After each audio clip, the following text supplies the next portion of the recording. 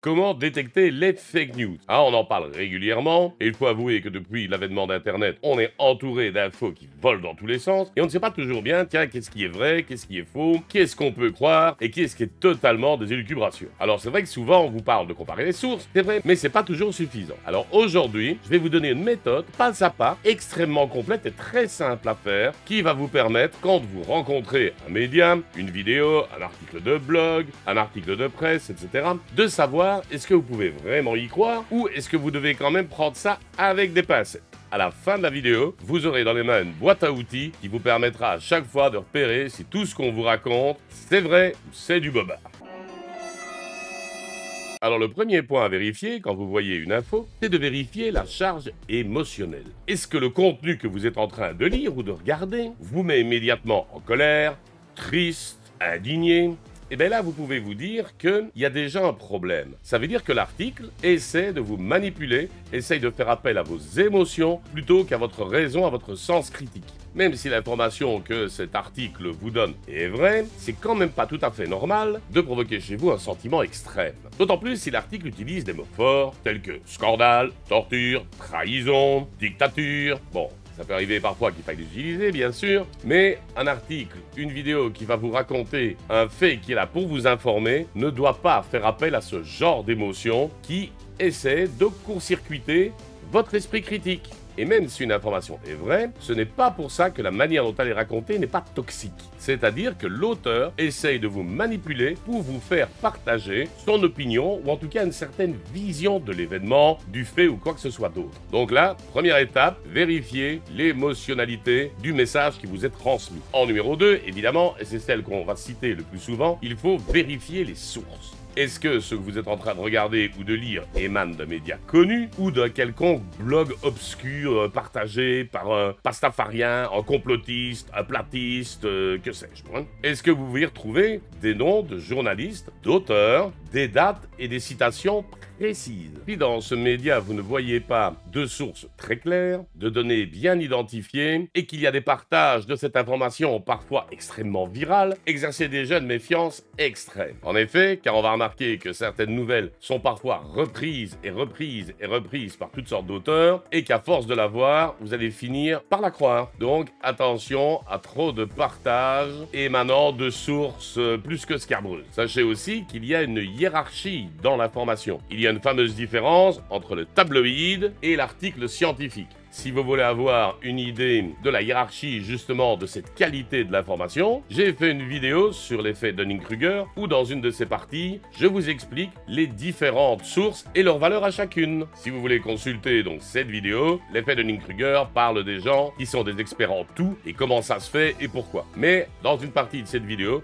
je vous explique donc la hiérarchie des informations, je vous mets le lien dans la description. En 3, vous devez regarder, est-ce que l'article fait preuve de nuance? Autrement dit, est-ce qu'il présente des points de vue opposés ou des précisions contextuelles? Si vous avez un article qui est tout blanc ou tout noir, il y a quelque chose qui ne va pas. Parce qu'en effet, la réalité est rarement aussi simple que voilà le gentil, voilà le méchant. Même si c'est souvent ce qu'on essaie de faire croire. Il suffit de le voir maintenant, dans notre presse européenne, Trump c'est le clown, Poutine c'est le méchant, Zelensky c'est les gentils, Israël c'est le méchant, les Palestiniens c'est les gentils, enfin maintenant, parce qu'il y a 2 ans c'était l'inverse, après le massacre des jeunes qui faisaient une soirée là, par le Hamas, ben, c'était les Palestiniens le méchant, mais maintenant eux c'est les gentils. Donc rien n'est aussi simple, on ne peut pas parler de tellement de manichéisme. Si vous avez devant vous un article qui ne compare pas les points de vue, les positions de chacun, leurs besoins, leurs intérêts, etc., il y a aussi quelque chose qui ne va pas. Cet article, de nouveau, essaie de vous manipuler, de vous faire adhérer à l'opinion de l'auteur et de nouveau en bousillant votre sens critique. Faites donc attention aux récits qui sont tout blancs ou tout noirs, parce qu'on remarquera évidemment que les auteurs ou les journalistes d'un certain pays vont évidemment toujours avoir envie de se faire passer pour les gentils.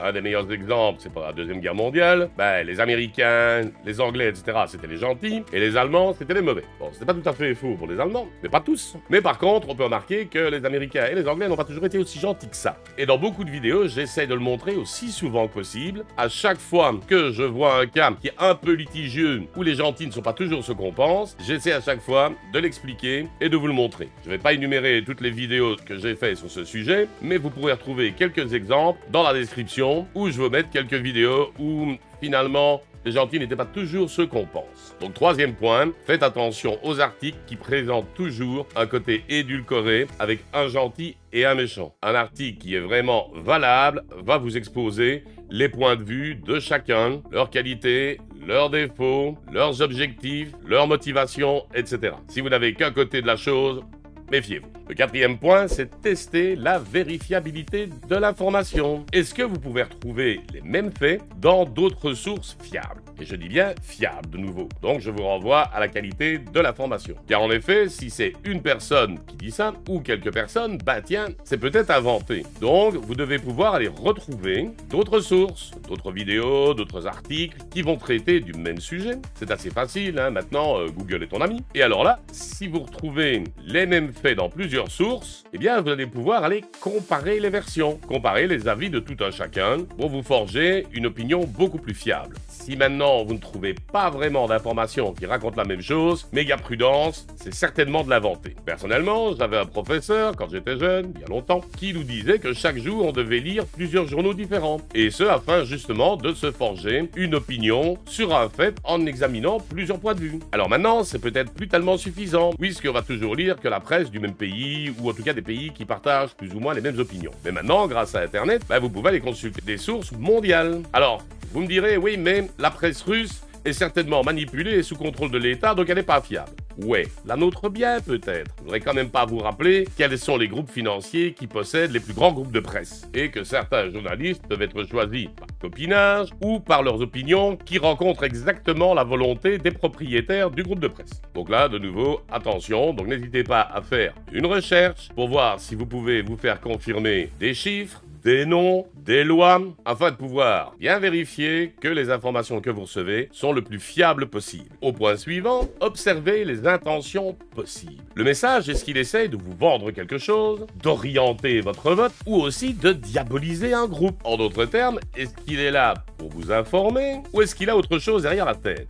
Vous pouvez le constater quand même régulièrement, vous allez avoir les messages qui émanent d'un parti politique, mais bon, ça, c'est logique que ce soit extrêmement manipulatoire, qui va systématiquement diaboliser l'adversaire. Et l'adversaire va diaboliser le premier. D'accord? Dans ce cas-là, c'est le rôle, mais de nouveau, c'est extrêmement manichéen, personne n'est tout gentil ou tout méchant, mais ça peut exister aussi dans d'autres cas, où on va essayer de diaboliser les homosexuels, de diaboliser, que sais-je moi, les influenceurs, vous pouvez trouver de tout. Donc, posez-vous toujours la question, quand vous lisez ou vous consultez une information, à qui profite ce contenu? Est-ce que, quelque part, dans le message, on n'essaye pas d'orienter mon opinion pour faire quelque chose? Alors voilà donc 5 petits points qui sont assez faciles à mettre en œuvre, même si certains peuvent demander un petit peu de travail, mais qui en tout cas vont vous permettre de détecter si on vous raconte un bobard, si on essaye de vous manipuler, si on essaye d'orienter votre opinion, de court-circuiter votre sens critique. Et attention, grâce à cette méthode, vous arriverez non seulement à reconnaître une vraie information d'une fake news,